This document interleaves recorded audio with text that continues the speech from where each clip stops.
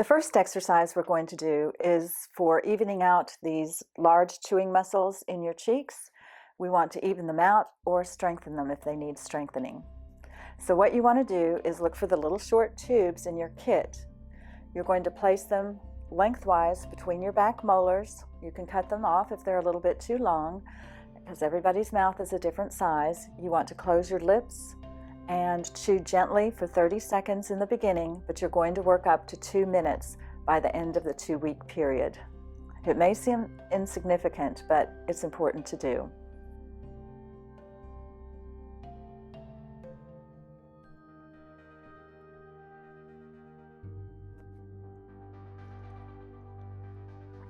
And that's all there is to that one.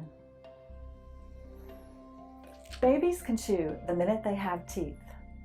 New parents should read Baby-Led Weaning, a great guide for introducing babies to solid foods in a beneficial way. Skip the baby purees. They are not necessary.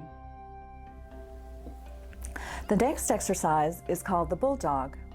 It can be done easily without any props. However, if you have purchased the kit, there is a little jaw stability wafer in there that you can put between your teeth. This is a really easy one to do in the car. What it's going to do is work on muscles whose only job is to move the jaw forward or down. These are very important muscles to use, however, because the more you use those, the less likely you are to clench your teeth. So it's as simple as putting this wafer in between your molars, and you're going to bulldog your chin forward and hold it for 10 seconds, relax it, and do that for a repetition of 20 times. Very attractive. It's important if any of these exercises do hurt your jaw joint, however, that you stop. There should be no pain in doing any of these exercises. This next exercise that I'm going to do is called balloon lips or air puffs. It's good for everyone because it helps with lip strength, but it also helps particularly those who clench at night, because when you clench all night, you shorten your muscles and they need to be stretched out so they can get some nutrition and oxygen.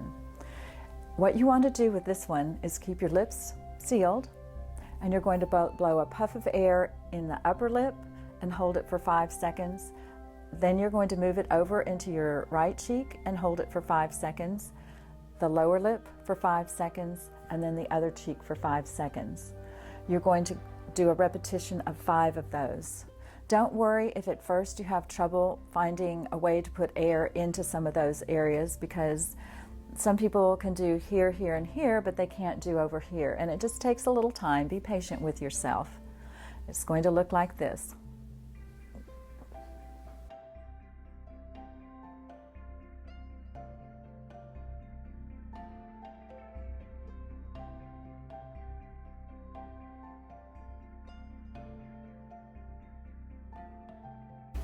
And again, you're going to do 5 repetitions of that. It feels really good if you are a clencher. The important thing to know is be deliberate about it. Don't just put a small puff of air. Try to put as much air as you can in there. And sometimes I even work against that.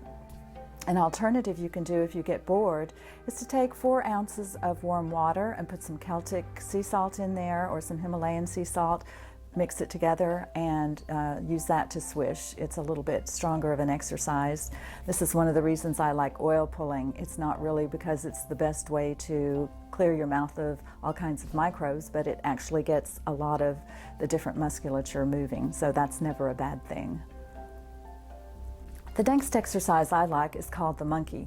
It's good for a lot of different things. It helps slim the tongue and tone it. It helps work with the lip strength.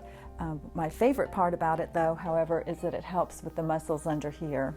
Sometimes people who have a little bit more of a sag going on under here lessen that, and that's good for particularly people who have apnea, because all of this extra weight on the airway at night can help close it off. What you do is act like you have food stuck first in the under the upper lip and then under the lower lip.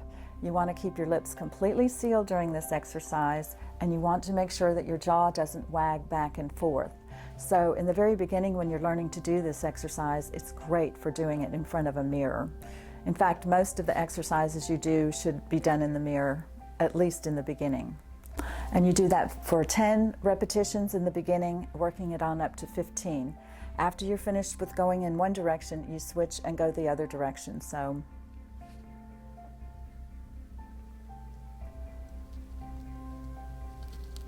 again, many of you will find that it helps to put a finger under the chin to make sure that you're not wagging it back and forth. Constant dry or chapped lips signal that a person does not keep a lip seal. Another sign is that the lower lip flares downwards so that you can see the inner lip border.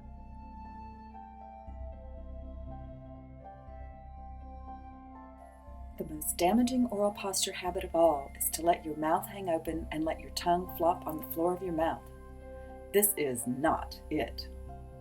We should be able to lift our tongues better. Lips together, teeth apart should be your mantra. And now for the all-important do not disturb exercise. This one is easy, but again, it's important to use a prop for this one because it's really easy to forget what you're doing when you're engaged in another activity, and yet you don't want to spend 30 to 60 minutes just thinking about where your tongue is. So pull out a little rubber band from your kits, put it on the tip of your tongue, like that, and then put the tip of your tongue on your spot, keep your lips sealed, and have fun. You can go watch television, read a book, whatever it is that you want to do. Quite often, people with jaw joint problems, also called TMJ, are seen rubbing what we call the masseter muscles here because they think that this is the sorest muscle that's bothering them. But in fact, it's usually an internal muscle. So I want to take a second and show you what you can do to release the main muscle that's painful. I find it quite comfortable to do, and sometimes when the jaw joint gets stuck, it can even be used to release the jaw joint. So say I wanted to massage my muscle on the left side. I'd use my right thumb and take it directly into the muscle. I'd come across the lower molars and push directly on that small muscle from the front as hard as I can bear. Then slip to the inside of that muscle and press for a while.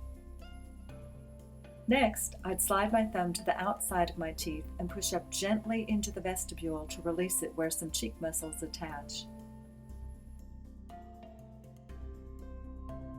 Then do the same where the muscles attach to the lowers. It also feels good to work the cheek muscles between my thumbs and fingers. Press your cheeks between your fingers, pulling crosswise from the corner and slightly down. This is great if you can't open and close very far. It is likely that you'll be able to open much more widely after this.